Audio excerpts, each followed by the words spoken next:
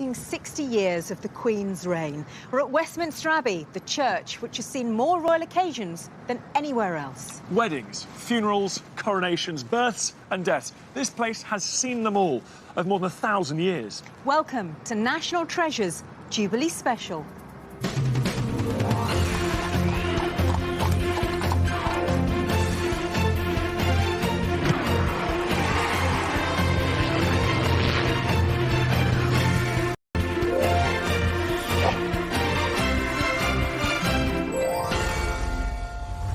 Welcome to Westminster Abbey, Royal Church, World Heritage Site and one of the most visited historic buildings in the UK.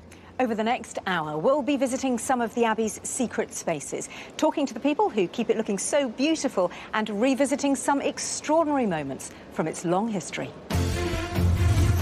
Hello, Michael. Lovely to meet you. Coming up, fashion icon Twiggy on the do's and don'ts of dressing the Queen. I was wearing skirts probably up to here then. EastEnder Larry Lamb comes face to face with the current craze for 50s nostalgia. The 50s was a time that people sort of fantasise as being that perfect time. And he also joins us here later. Lucy Worsley gets a bit regal as she retraces Queen Victoria's 1897 Diamond Jubilee procession. And Michael Douglas from The One Show joins me on a royal road trip in search of the origins of our monarchy.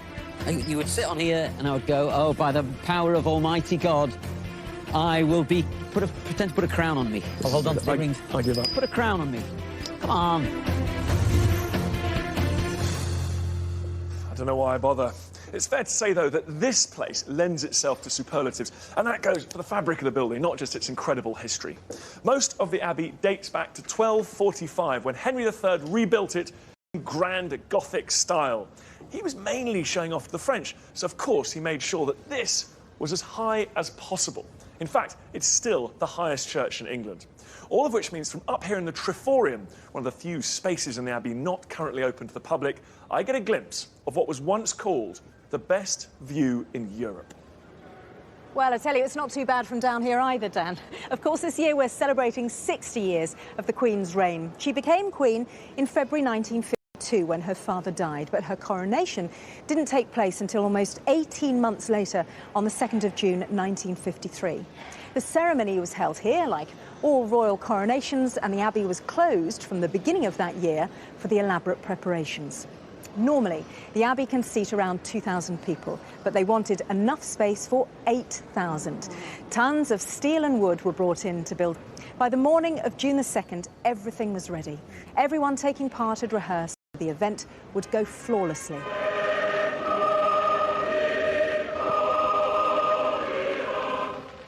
And for the very first time, it was televised live to a fascinated nation, bringing the pomp and ceremony of the occasion to more than half the population.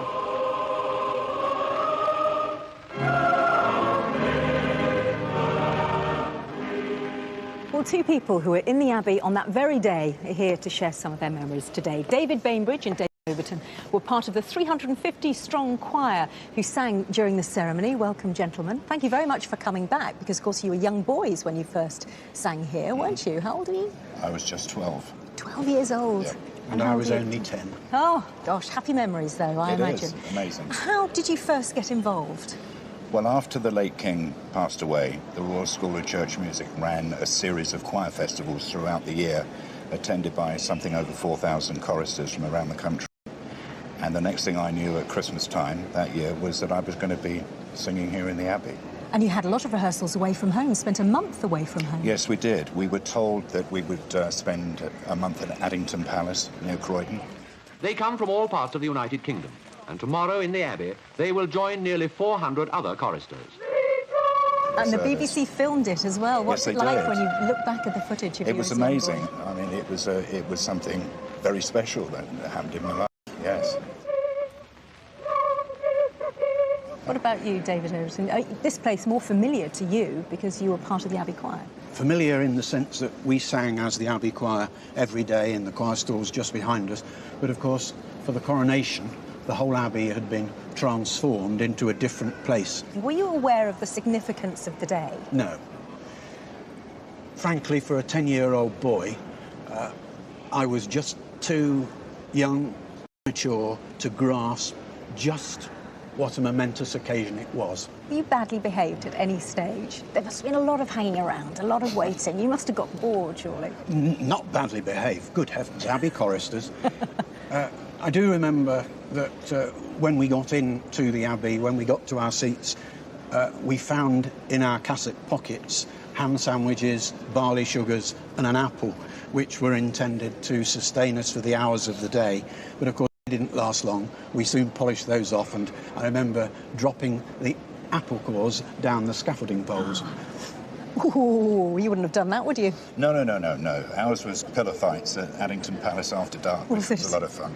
David Overton, give us a sense of how it feels now to have been part of that special day. Now, having seen the filming, becomes actually even larger than the recollection at the time. Those are the memories of the paint, the music, the spectacle of a unique occasion which you obviously experience once in a lifetime. We're very pleased to have had you here. Thank you very much, David Bainbridge and My David pleasure, Overton. thank you. Thank you. Well, the Queen's coronation was the 38th to have been held here, but have you ever wondered why we have kings and queens in the first place? Michael Douglas from The One Show has. So Dan lured him out on one of their history road trips to fill him in. Cue the camper van. So he's asked me to meet him up here somewhere, but I don't know how I'm supposed to find him with all this fog everywhere. I'm just glad I'm in a van this time, because, as ever, he's got me to meet him at the top of a hill. I mean, what is it with Dan, snow and hills? Yeah, please, look at him up there. Look at him up there.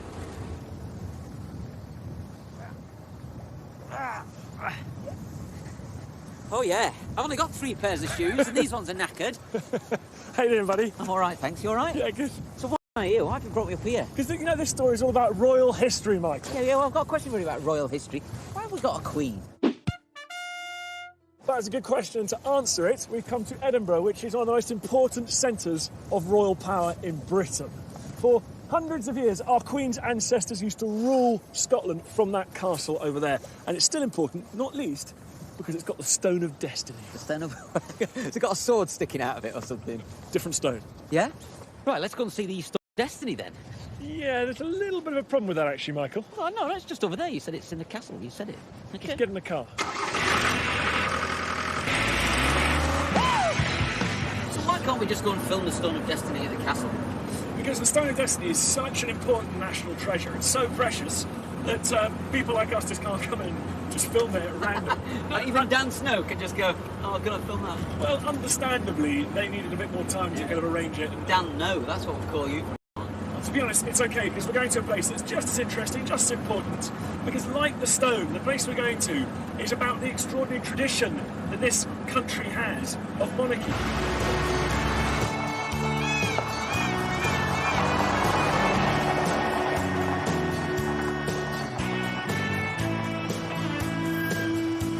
Well, this is pretty impressive, is it not? This is Scone Palace, then, is it? Exactly, it looks exactly like a palace should as well. It does, yeah. Even before Edinburgh became this important city, this was a major centre of royal power in Britain. This was a time when Britain was divided up into all these tiny little kingdoms. They're all over the place. Yeah, Okay. all these little kings everywhere, and of course they spend a lot of time fighting each other. Yeah. And around about the 800s emerges, and he starts to, and his descendants, they start to bring all these little kingdoms together, and they create larger kingdoms, and that's how we get to the situation where we are today. So what's all that got to do with the Stone of Scone or the Scone of Destiny or whatever? I'm glad you asked, buddy. Come and look at this. Okay. So it's here, is it? No, it's there. That is the Stone of Scone. Well, they've left it outside. Yeah. It's not very good, is it? Well, it's a replica. Oh, so you brought me to a fake stone? Well, yes, but it's what it represents, Michael. This hillock here is where the ancient kings of Scotland were crowned. This is where they came to, and they sat on the Stone of Scone and had the crown placed on their heads. Shift up, let's have a sit. But it is just a stone. I mean, it's a fake stone. Yeah, but Michael, a crown is just a hat that lets the weather in, right? It's not. It's all about this hillock, this stone, This fake stone. the replica. Yeah, the crown. Together, taken together, they create an impression of dominating royal authority that's very hard to mess with. So you would have been crowned here, would you? You'd sit on this thing, Yeah. shift up. So you would sit on here, and I would go, oh, by the power of Almighty God, I will pretend to put a crown on me. I'll hold on to the rings. I give up. Put a crown on me. Come on. King Michael of Scone. Come on. What are these for, anyway?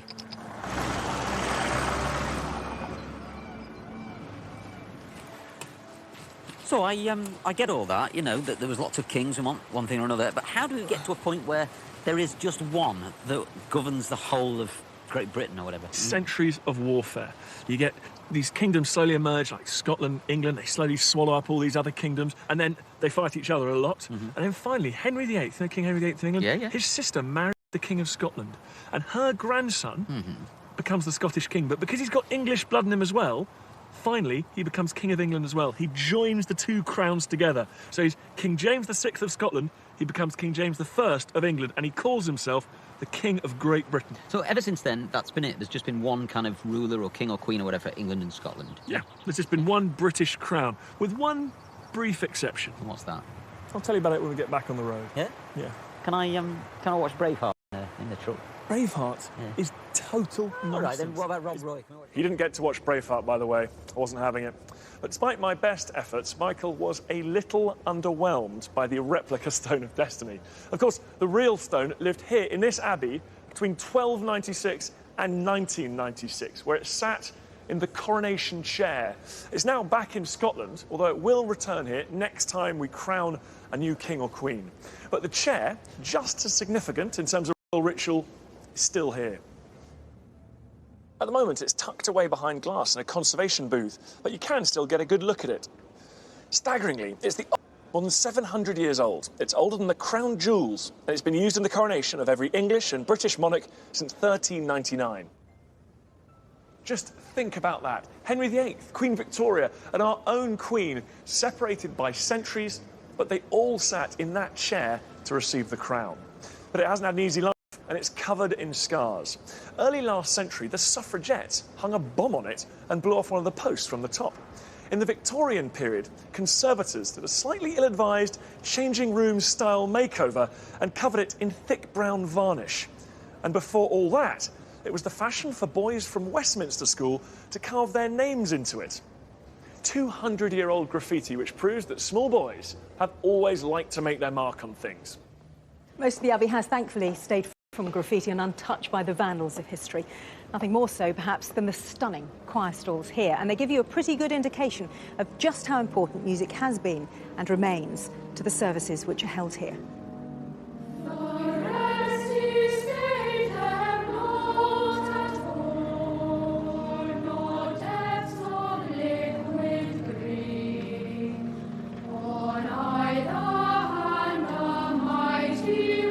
Because of the height of the Abbey, which Dan mentioned earlier, there are particularly beautiful acoustics.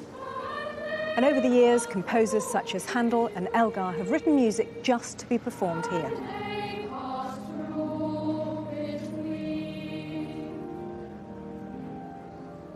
James, thank you very much, and thank you, boys. That was absolutely stunning.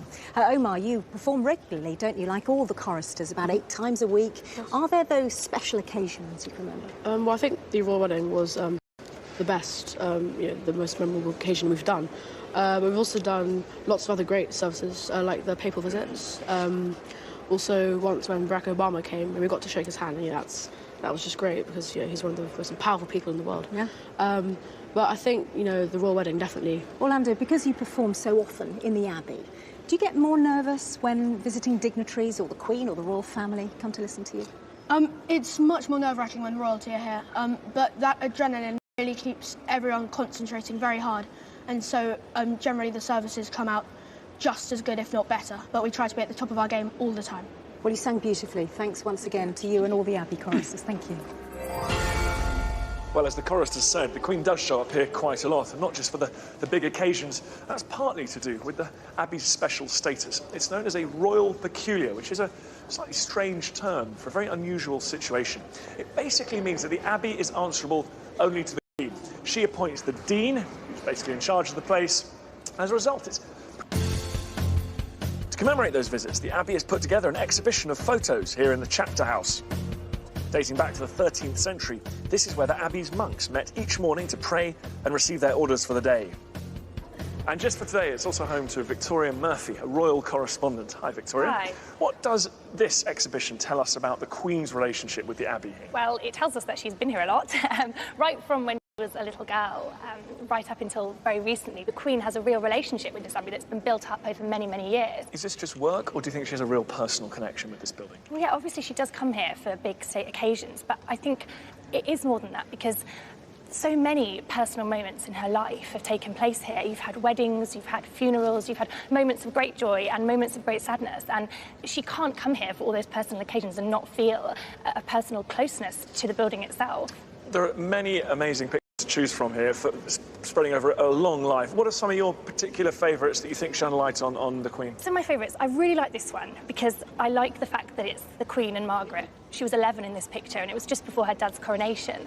The first part of her life, for the first 10 years, she had no idea that she was going to become Queen. And so this sense of just this young girl with no idea of what lies before her, I think is a really nice moment. The other ones I like, it's got to be this one, her wedding day.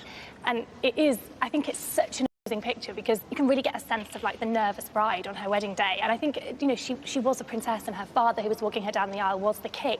But I think they're almost just like any other father and daughter on a wedding day. And I think that's what's so lovely about it, is that you can feel the nervousness in this picture, and you can almost feel King George VI leaning in protectively towards her because she's this little girl and he's giving her away. On that subject, Victoria, emotion, because I get the impression sometimes the Queen looks like she's going through the motions when she comes to events at places like this. I mean, are there any pictures here where you get a real sense of her personality, of her enjoying herself? Well, I think the Queen does often look like she's enjoying herself. People do say sometimes that she looks a bit glum, but if you look at some of the pictures later on in the exhibition, some of the ones that have been taken more recently, you can see that she's smiling, and I think you've got to be fair to her as well, because a lot of the occasions that she goes to, you know, it's befitting for her not to be grinning away if she's at a memorial service or something. So, looking back at all these photographs and all the outfits, all the events, what's your favourite era, do you think, of the Queen's reign? Well, my favourite pictures to look at are the pictures of the Queen just after she came to the throne and when she was a young Queen in sort of their early, mid-50s. Because I think we forget that she was once a young, really attractive, quite glamorous young sovereign, and she was captivating people in the way that Kate is captivating people now. Thanks very much, Victoria.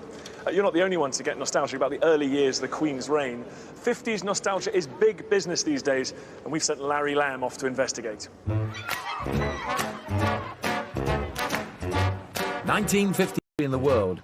It had a population of 50 million people, but just 3 million cars. The average weekly wage was £9, and a pint of milk would have set you back 9p. And I was 6 years old and a great fan of Muffin the Mule and the Flower Pot Man. Muffin the Mule. 60 years have passed since then, but still some people today are obsessed with the spirit of the good old days.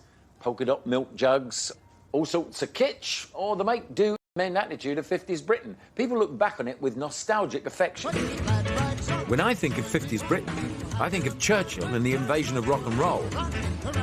But there is one particular day that sticks out in my mind.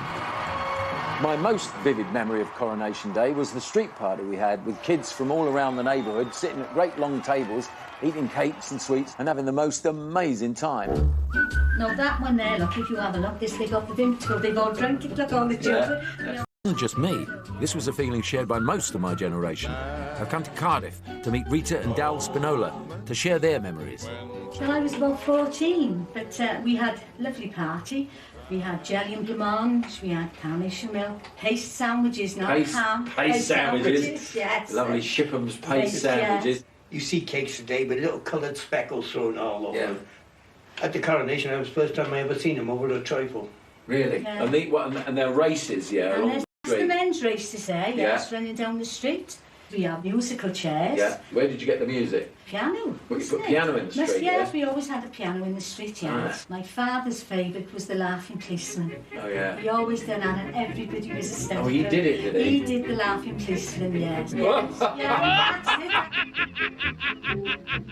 And it's not just the people who were there. There's a whole new generation who are in love with that era's charm and look back at that time fondly. It's the 1953 coronation. It just sums up what I'm so proud of. It's my family, they're at a street party. People are really proud to be patriotic, and it's just a real feeling of unity and hope. Angel, Rosie and Lauren are in love with all things 50s, and they're not the only ones. There is a massive movement in vintage right now. I walked past one of the biggest department stores and it said, have a vintage summer. It's not just about clothing, it's not just about hair. hairstyles, makeup. It's infiltrating the mainstream. This whole word vintage is actually very fashionable and popular right now. Why do you think that's happened? Because there has been, over sort of the 80s and the 90s, early 2000s, things have been a bit fast for us all. And actually, what we're trying to say now is that let's slow down a little bit. People are going back to old-fashioned values, and the 50s was... So the 50s has earned itself a reputation as a simpler, happier time. Social historian and author Juliet Gardner shines some light on why that is. But it's just generally a feeling that it was a gentler kind of society. You know, the crime was lower, that people, there wasn't sort of teenage violence, that people could leave their front doors open, that everybody was very neighbourly, popping in for a cup of sugar on a whim, all this sort of thing. I think we've got that sort of picture of the 50s. And this is the image of the decade that we're in love with. But it is only a snapshot. Grew up in the 50s, and although there are some lovely memories, there are also ones that I'm not so fond of. One of the not-so-glorious things I remember about the 50s was walking to school in the smog. So dense at times you couldn't even see your hand in front of your face. Special filtering bunny masks are the latest weapons devised to combat smog, which last winter killed 4,000 Londoners in a single week. Anyone getting nostalgic about the 50s should have been with me back in the days when I used to have a 15-minute walk through these back streets to the town hall so we could have a bath, because we didn't have one in the house. The 50s brought some tough times, but don't just take my word for it. I think actually there's a sense of disappointment in the early 50s because, of course, people thought, right, the war's over, you know, peace comes, life will get better. Life took a long time to get better, and the early 50s, you know, were in many ways the war without the dangers. Not only was it an era of considerable poverty and great overcrowding, very inadequate housing conditions, crime rose after the Second World War, not surprisingly, perhaps, yes. The thing about teenage violence, think about teddy boys. I mean, teddy boys used to go around with razors. But also, I think it was a very tough time for women. I mean, it's all very well, isn't it, to think of mum always being at home, always ready for with the tea on the table and all that sort of thing. But I think for women, it could be a very lonely and very frustrating decade. It was also, I think, an intolerant decade. If you think about it, homosexuality was still illegal, divorced mothers, single parents, they were still very much stigmatised. Corporal punishment was still on the law books, wasn't it? Punishment and capital punishment. Yep. I certainly have no desire to time travel back to the 50s. And I was there. So how about our 50s obsessed ladies? Do they have any desire to time travel back to the good old days? Angel, would you rather be you now, or would you rather have been in the 50s? It's a no-brainer. I want to be me right now. And how about you, Rosie? Oh, absolutely now. We've got the choice to dress this way. We have the choice to imitate the parts of the 50s that we like without the parts that, you know, weren't so great. People don't remember so much. When it comes to the Jubilee, are you getting involved with parties and other celebrations? Yeah, we are. We're also doing a local street party. It's a role that you're recreating, I suppose. You know, it's something your mothers would have been very much involved in, because presumably your mums are all about my age. You know, I'm 65, so your mum's about my age? That's really... Thank you very much. I'm glad I came today.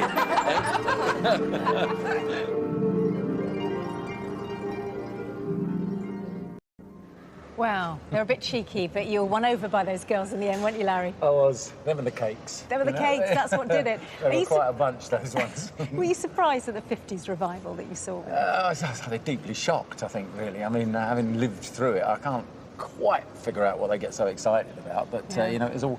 My memories of it were rather sort of dark and dreary, you know. It never...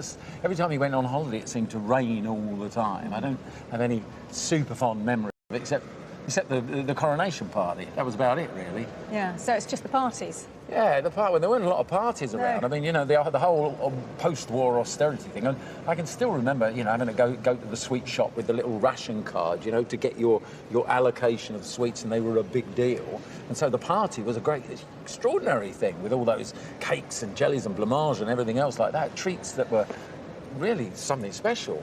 Yeah. So those of us who weren't there then, do you think we're looking back? Those of us that were there then. We are, though, aren't we? It is a bit rose-tinted looking back at the 50s. I think it's all a bit rose-tinted myself, you know. I mean, it's easy. It's that kind of... I mean, I'm one for, you know, kicking out the kitchen, you know, and they're in fact, they're in the kitchen getting the kitchen, you know. But it's a different sort of mindset. It's easy to get... You get these people that are sort of really into Victorian-era stuff, but... I'm certainly post-50s myself, although, you know, nice to see people enjoying themselves. Yeah, and they were choosing the bits. They wouldn't go back. They're choosing That the was bits the they thing, like you know, from when the they 50s. posed that question to them, you know, giving you a choice, where would you be? And they all very definitely went here and now, with the choice to do whatever we want, including looking fondly back at the 50s. Yeah. Thanks very much, Hey, Lawrence. thank you. Now, all through the programme, we're marking the Queen's reign, and it struck us she has a claim to be the most photographed and recognisable person in the world. So we asked the fashion icon and the first supermodel Twiggy to investigate how the Queen gets dressed for her public. I'm amazed by the Queen. For 60 years, she's maintained an image that somehow suited every era and every occasion. But it can't be easy being scrutinised every day. Over the years, I think I've been photographed almost as much, although I was wearing the latest fashions.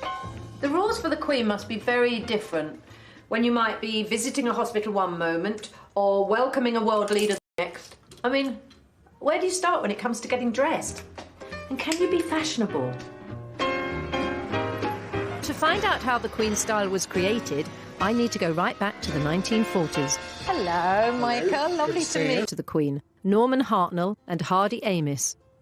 First, he's giving me a privileged look at some beautiful sketches of clothes for the young Princess Elizabeth. Oh, aren't they good? So these are Norman Hartnell? These are all Hartnell. Now, this is the earlier look for the Queen when she was Princess Elizabeth. They are kind of fashionable, aren't they? I think so, Yeah. yes. So what year would this be, do you think? This is around 1947. This is so pretty, look. You know, it's so on trend and fashionable. Especially designed for HRH, the Princess Elizabeth. Yes.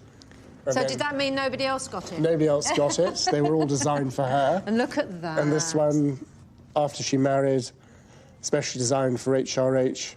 That, I mean, it's gorgeous. That's a real gown. Absolutely right. Gorgeous. I want that jacket. Oh, my. Looking at these pictures, it's clear to me that Princess Elizabeth, like me at her age, really loved playing around with fashion. But before long, things were going to change. So do you think when Princess Elizabeth became Queen, that had a big influence on how she felt she should dress? I think it probably did. After all, she's Queen of the country and head of the Commonwealth. So she has to be chic? Yes, she's on record as having said that it's a job that she has to do. And so the clothes have to perform for her. For example, you don't want something as in this picture, where the wind suddenly whips your skirt up. And that shouldn't happen to the Queen. No, it shouldn't. The dress is blowing up, you're seeing her knees and seeing her petticoat. Indeed. That Shouldn't must happen have to been anybody. No, it shouldn't, but certainly not the Queen. No. I think this is rather good, where Hardy Amis has put in his comment as short as we dared. That's hysterical. The era of the miniskirt. But you can actually see her knees. This is 1970. Yes. Gosh, when I think I was wearing skirts probably up to here then. That's and then, of course, the amazing. Queen was 44 years old there, so you wouldn't expect to see her in a miniskirt. No, anyway, of course not, anyway. So I'm wondering, if the Queen's style was already fixed by the 1970s, has it moved on now that she's 86? Stuart Parvin is one of Her Majesty's current designers. We're off to meet the Queen in a special 3D projection studio to take a look at some of the outfits. Ah, there she is. Doesn't she look sweet? Basically, designing the dress of the Queen means you're creating something for the world's most famous woman who's seen by more people on a daily basis than anyone else. I know, that's extraordinary. She also has an image in people's mind that you have to fulfil. Like all of the Queen's designers, Stuart has to work around the rules. The Queen always wears a 2-inch heel, hemlines must be well below the knee, and she always carries a handbag. This was for the Queen to go to Melbourne. Oh, hot. Very hot. Wonderful bright colour. I mean, I called it blancmange pink. She didn't like that, but it was. But it is a bit, isn't it? It is a bit blancmange. It's a fantastic, strong colour. I mean, she's standing out. She's a real focal point. Yeah. Talking to Michael and Stuart, it's clear the rules are pretty full on. I mean, the Queen can't just step out of the door wearing anything. Her clothes are her uniform. But that doesn't mean she has to be conservative with everything. Freddie! Hello. What a great Lovely pleasure. to see you. Very nice. I'm really excited to meet Freddie Fox. He spent 34 years designing Her Majesty's iconic hats, and I know he'll give me a real insight into working for the Queen. What does the Queen look for in a hat? It must be comfortable, first of all. Of course. Comfort is prime importance in all of her clothing. So what was the first hat you made for the Queen? Can you remember? How could I forget? It was the Royal Tour Chile and Argentina with 6 outfits. And So 6 hats? 6 hats.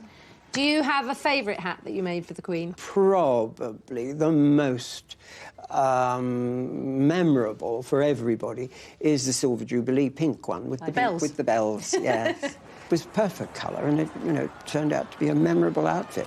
Freddie remembers one very specific request he got from the Queen. There was a point when I think maybe I was getting a little bit carried away about the size of hats that I was doing. And the Queen said, I want you to come downstairs with me. I've had the car come around. Yeah. And you said, you see, the brims, if they're long at the back, they hit. Oh, I see. They hit on the back seat. Oh, of course. And so, you can't actually say, well, just buy a new car with them. I did watch the backs of hats after that a bit. Talking to Michael, Stuart and Freddie, I can tell that the Queen is meticulous about every aspect of her clothing. I've still one burning question, though. Has the Queen ever been, or is she now, fashionable? Well, this is nice. Afternoon tea. I'm hoping Grazia magazine's style director, Paula Reed, will give me her definitive take on the Queen's dress sense. I think she's always been stylish. I do think she is. I mean, I think on the Vogue survey, she was listed as one of the 50 most glamorous women in the world. The Barber kind of came into fashion then last year. Do you think people were following her? There was a moment, kind of 6 or 7 years ago, when suddenly the traditional British thing was cool. And it was on the runways. I'll never forget the Dolce & Gabbana show. All the models were wearing skirts just like that, at exactly that length, headscarves and big boxy bags. And the inspiration was so literally the Queen. But looking through these photos, some might say the Queen could have been more adventurous. Do you think she should have been more fashionable and... Be the Queen in a miniskirt, wouldn't it? Not that she didn't have the legs to carry it off. Absolutely. But, clothes are a great communicator. Clothes will actually convey in a very kind of subliminal, kind of subconscious way exactly to people your position, your self-confidence. The clothes are about her. It's not the style statement or the fashion statement. It's very much about her and the dignity of the role. And I think even as a very young woman, she had that very much front of mind. Well, it's only tea, but to Her Majesty, the Queen. God bless her. So the Queen definitely gets the nod from fashion royalty there. So, Larry, you, like me, obviously, a complete fashion icon. What do you make? Everyone's got an opinion. What do you make of the Queen? Well, I'm a bona fide baby boomer, so she's been there ever since I was a little baby. Her reign and my life are sort of run together. And she's been doing things that I've watched on the television all my life. The places she's been, the things she's worn, the horse races, the things she's opened, the speeches in the House of Lords opening Parliament. All these things go on and on and on right through my life. So it's what she sort of embodies and what she sums up. And I'm an amateur history buff, not like you, the full professional deal. But to be in a place like this in particular, this is what she embodies. It's the history of this country. Well, it's a ringing endorsement here from Larry, and I'll tell you, he's more excited than I am to be in this incredible chapel here. I've got to hold him into position. Sian is back in the nave, and she is there recalling a very recent piece of royal history. The Abbey has such a long connection with the monarchy that it's easy to forget. This is a working church with daily services, a place of worship, as well as a tourist attraction. But it's still those big royal moments, like last year's wedding of the Duke and Duchess of Cambridge, which really bring the Abbey to the heart of our national life. It's thought that around 2 billion people watch the ceremony worldwide, with 25 million watching live in the UK.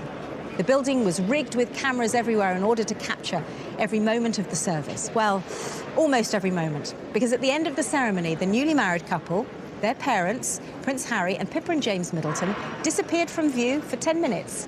They exited through one of the doors at the high altar to one of the few spaces in the Abbey not covered by the cameras. So, what's behind the door? Well, it's this. One of the most private and spiritually significant parts of the building, the shrine. This is the tomb of Edward the Confessor, the founder of the 11th century Abbey, and it's ringed by the tombs of the Plantagenet kings. Henry III, Edward I and Edward III, and Richard II. In all, there are 5 kings and 4 queens buried here.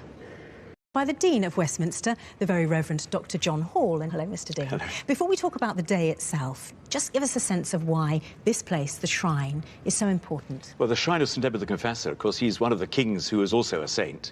King from 1042 to 1066.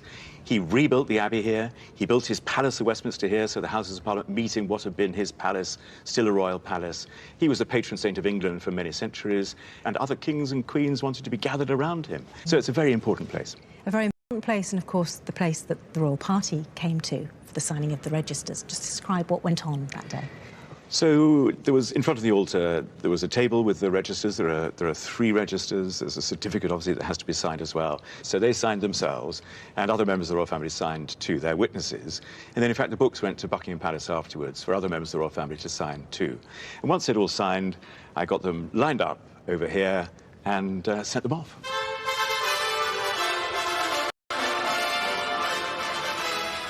It was such a public ceremony, and as we're saying, watched by 2 billion people worldwide. And this was really the only private moment. What did it feel like to be part of that for you? Well, I think for me it was an extraordinary privilege and wonderful thing, as the whole day had been. I think for them it was just a moment apart, as it were, when they could reflect on what they'd just done and also be congratulated in the way that just as a family would normally at that particular moment, a moment of relaxation. What was the mood like? Oh, very warm and very supportive, very happy. The whole day was extraordinarily happy. I mean, you could be terrified. I felt I could be terrified about the thought of all these people around the world. Well, I wasn't conscious of them at all. And the atmosphere in the church here was tremendously warm and supportive and happy. Thanks very much. Thank you.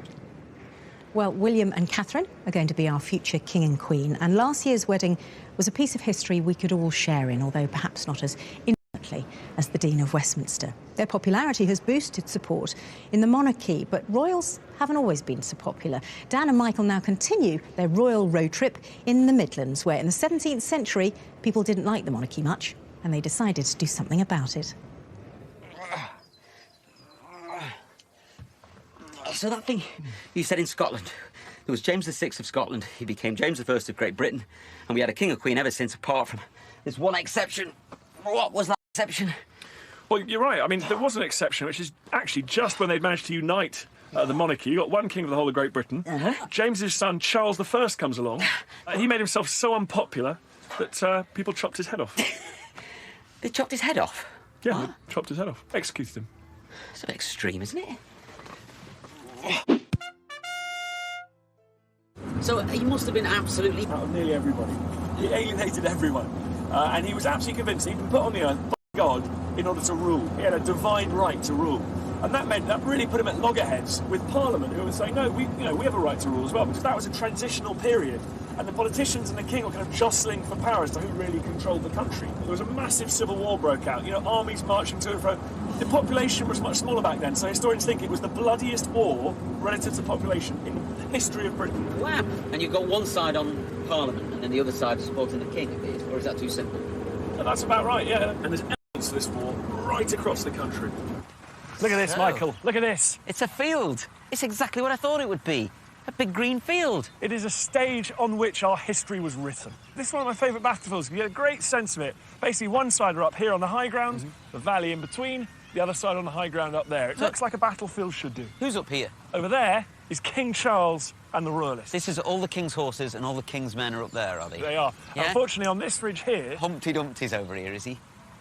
On this ridge here is King Charles's nemesis, one of the greatest cavalry commanders this nation has ever produced, a man called Oliver Cromwell. This is the point of no return for Charles. His army is completely annihilated right here on this spot. This is the moment when Parliament, if you like, the people stand up to a bad king and say, no longer can you treat us like this. He's captured here then, is he, and then taken back to London? Actually, he's not captured here. He just about manages to escape, but he loses his treasury and all sorts of things, but he just manages to escape. But I'll tell you about what happens next over a pint. What time and all? It's not just any old pub, Michael, because this pub is famous. This is where Charles I, the king, spent his last night of freedom. Really? In here? Yeah. Local legend has it this is the room he slept in before handing himself over to his enemies. I bet he got mighty tanked up that night. This is a picture of him back here, is it? Yeah, that's Charles I. Correct. That's how he wanted to be remembered, in his armour, looking regal, God's representative on earth, everyone doing what he tells them. But eventually, they put him on trial and they executed him. Did they cut it with an axe or a guillotine? They would have used an axe. I always think like a saw would be better, you know, like sawing it off. You know? So, Charles is dead, he's gone. So who's leading the country now, then? Who's the, you know, the Prime Minister or whatever? The guy that defeated Charles at the Battle of Naseby, Oliver Cromwell. And he basically becomes a dictator of Britain and Ireland, a military dictator. People were happy, people were glad there was a bit of stability and the war had stopped. When he died, there was a big vacuum of power, all sort of trouble broke out, and everyone was like, oh no, we don't want to return to the chaos. So they invited Charles I, Charles II, come over and be king again. So the monarchy was restored. But, you know, I think the best thing, really, that could have happened for the monarchy in some ways is Charles I getting his head chopped off. Because it meant that all the future monarchs, when they did get in a big fight with Parliament about who had more power, they just thought, hang on, I'm going to back off a bit here, because my ancestor got his head chopped off. And Cromwell, did he get his head chopped off? Cromwell died in his bed, surrounded by his family. That's quite a nice happy ending for him, then, isn't it? Not entirely. Yes, not exactly. Because to the story, Cromwell was buried here in the Lady Chapel. That's the Tudor addition to the Abbey. Now, it's always seemed a bit strange to me that someone who stood for overturning the status quo and rejecting the trappings of royalty was quite so keen to be buried here, right next to the graves of Henry VII, Elizabeth I and Mary, Queen of Scots. Under his rule as Lord Protector, the stained glass windows were broken and the place was smashed up a bit. Not exactly evidence that Cromwell was the Abbey's biggest fan, yet he was absolutely determined that he should be in the company of all these royals after his death. And that's really the irony with Cromwell. He thought of himself as just as important as any monarch in Britain's history. He really did have the ego of a military dictator. And he definitely had his head turned by the snazzy clothes and the ritual. He insisted on the coronation chair being taken over there to Westminster Hall, where he sat in it in royal robes to be proclaimed Lord Protector. And when he died, he had a massive state funeral modelled on that of James I. So I suppose it was logical, to him at least, that when he died, he should be buried here. As you hinted in the film, Dan, he wasn't here for long. This is the stone that commemorates where Cromwell was buried. You can see the inscription says 1658 to 1661. He was only here for 3 years, and that's probably not what he had in mind. No, I don't think he imagined he'd be dug up, which is exactly what happened. By 1661, Charles II was on the throne, and furious with the man who had beheaded his father, he meted out a terrible punishment. In January of that year, they unearthed Cromwell, they took him to Tyburn, which is basically Marble Arch today, and then chopped his head off. Then they stuck the head on a spike as a bit of a reminder about what happened to people who tried to overthrow the monarchy. Well, the same treatment was handed out to fellow parliamentarians who'd also signed the warrant for Charles I's execution. And the bodies of Cromwell's wife and other generals were also removed and reburied elsewhere. The only member of Cromwell's family who escaped that treatment was his favourite daughter, Elizabeth. They couldn't find where she was buried, so she remains here to this day. Well, if Charles I, Cromwell and Charles II only ruled for a few short, brutal and bloody years, the reign of our own Queen has been long and pretty peaceful. There's only one other sovereign in the whole of our find similarities between her Diamond Jubilee in 1897 and preparations for this year's.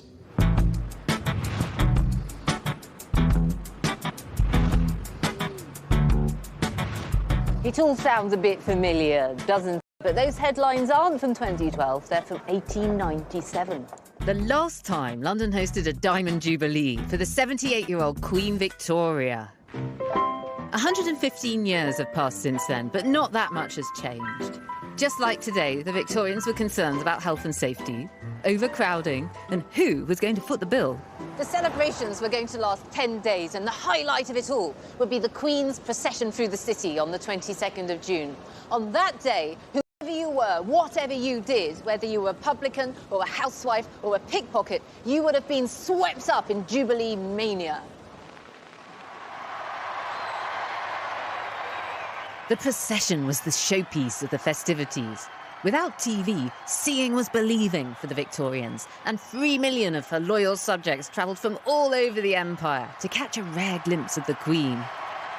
To get the full Victorian Jubilee experience, I'm recreating the 1897 procession route with my slightly more modest horse and carriage. The Queen's was drawn by 8 white horses and set off from Buckingham Palace. My get-up is a bit less glamorous. I've just got the 2 horses, and I'm setting off from the back streets of Vauxhall.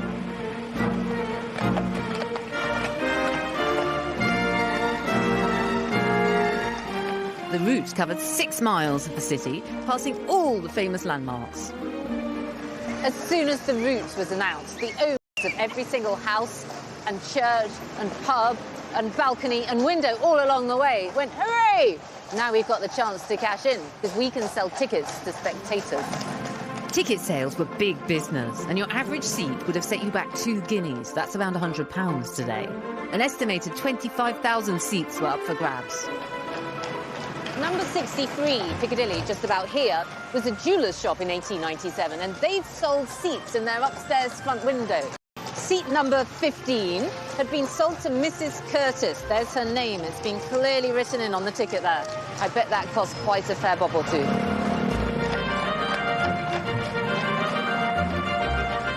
The best seats of all were at St. Paul's Cathedral, because here the Queen's carriage stopped for an open-air service. It was said that some of these went for up to £8,000. That's around £450,000 today. Makes your Olympic tickets look like a bit of a bargain. Victoria even ventured south of the river, a first for a royal procession. The Church of St. George the Martyr in South London had a prime position on the route and took full of come down. It would have been perfect. The church made £2,000 from tickets, and the current Reverend, Father Ray, shows me how they splashed the cash. Blimey, look at your ceiling. Great, isn't it? So this is what they spent the cash on? This is what they spent the profits of their stand on? Certainly a lot of the cash they must have spent on this, and it would have been extremely expensive. It's so of its time. It's absolutely 1897. It must have been strikingly contemporary. Yes. Well, I congratulate the entrepreneurial spirit of your predecessor who thought we can make some money here out of this Jubilee. Yeah, indeed. Really, I wish we could do it this year. Selling tickets wasn't the only way to profiteer from the Jubilee. Any item that could incorporate a picture of Queen Victoria was turned into a souvenir. At Kensington Palace, the curator Alexandra Kim has been busy sourcing Jubilee memorabilia. Today, I guess the classic Jubilee purchase is going to be a tea towel for £2.50. But the Victorians went way beyond that, didn't they? They had way more stuff. I love how inventive the Victorians were. They were just happy to turn anything into this wonderful Jubilee opportunity. So you've got everything here from spoons to playing cards, and there was something, I think, for every pocket, whether you had 1 shilling or 50 shillings. But it meant that even if you were from the very poorest community, you could have a... You could get your own bit of kit. Exactly. What do you think all this tells us about how the Victorians felt about Victoria in 1897? It shows that, you know, the Victorians were really, really keen to have something to remember this incredible event, this kind of idea of Jubilee mania and the real inventiveness of all of these Victorian entrepreneurs. I take my hat off to them. Who would ever have thought of a Jubilee ginger beer bottle? Well, who knows? We might get one for this year. And the ginger beer would have been flowing. Eating and drinking were a huge part of the day's celebrations. The food historian Annie Gray gives me a taste of who was eating what. So what was the definitive food of Jubilee 1897? It depends who you are, because if you are poor, you've probably come along to watch the procession, you're probably going to buy something from a street vendor. So you might have some jellied eels or some whelks, or almost certainly soup, because that's the universal street food at the time. If you're slightly wealthier, you're probably going to have had your servants pack a hamper for you. Oh, and what might be in that? A game pie? Game pie, absolutely. You're going to have lots of cakes, you're going to have, obviously, butter, cheeses, fruits. I think everyone's Jubilee picnic is going to have cupcakes in it this year. What do you think of the cupcakes? Did Victorians have them? I'm not fond of the modern cupcake. The Victorian cupcake was a little bit more like that. Is that it? Yes. That is so disappointing. They weren't. Oh, it's lovely, though, because it's delicate and sweet and ladylike, and it means you've got room for the gingerbread and the pork pie. What did the Victorians think about eating in public? Wasn't it a bit vulgar? It was a bit vulgar. The working classes would eat on the street because that's where they could get the food, but the idea of the rich sitting on the street eating, that would certainly not be done. It's one of the reasons that they were hiring balconies and sitting behind glass so that they could have a table and have it all staged up properly. Pretend that they weren't really eating in public. Yes, very much so, but with a great view of the Queen. Lives. But what did the party girl at the centre of it all really think?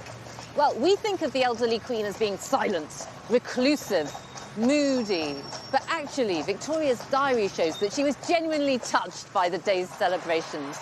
She wrote that the cheers never ceased and it was a never-to-be-forgotten day. So despite all the moaning and the profiteering and the naysaying, the day was a huge success for Victoria and for her subjects. There was a great surge in affection for Victoria as her Diamond Jubilee, and I think exactly the same thing is happening again today. If you fancy finding out more about Queen Victoria's Jubilee, head over to London's Kensington Palace for their Jubilee A View from the Crowd exhibition. As Lucy observed, 2012 is a pretty big year for London and for the Abbey. It has to look its best for the 1 million visitors expected through the doors. And that is the task of head conservator Vanessa Simeoni, who's responsible for looking after this incredible place, including Henry VII's tomb here. Vanessa, how are you doing? All right, hi. Can I help you in any way? Yes, you can help me do some dusting. Excellent, There you go. yes. Right, so what are the biggest challenges when you're dealing with this absolutely priceless historical artefact? The biggest challenge everywhere in the Abbey is dust and the impact it has on all the different materials. And there's little bits of damage and things, so you have to be really careful, I imagine. You do, yeah. You have to have a really good eye and recognise what you are looking at and recognise where it is old damage or recent damage, and also recognise what impact the dust is having on that surface. Well, let's try and go for it. All right. I'll try not to break anything. So we want to remove the dust. We don't want to just displace it. So we just gently brush the dust off the surface and into the vacuum cleaner. It's painstaking, isn't it? It does take a long time. It's very satisfying, isn't it? How recently was this clean? Because there's a bit of dust coming off here. This was clean last week. This is on our weekly housekeeping timetable, this particular monument. Where's that dust come from? That dust comes from the tourists that we get in This is every human year. dust. As well as being central London, you get all the dust and the pollution, as well as building works, construction work going on. All has a major impact. Dust staying on the surface of, for example, some metalwork can start off corrosion and things like that, so you don't want to leave it on the surface for too long. Are we fighting a losing battle? Is this stuff eventually going to collapse, or can you keep it in this condition for eternity? The job of the conservator is to slow down deterioration. We completely understand that you can't stop things from deteriorating, especially when you're a public building. We can't stop it, but we can slow it down, and we do. And it must be hugely satisfying. It's the most amazing job in the whole world. I'm very lucky. Well, good luck with it. Thank you.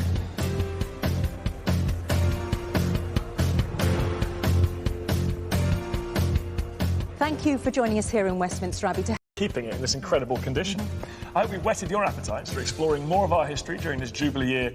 Thank you for watching. Goodbye. Goodbye.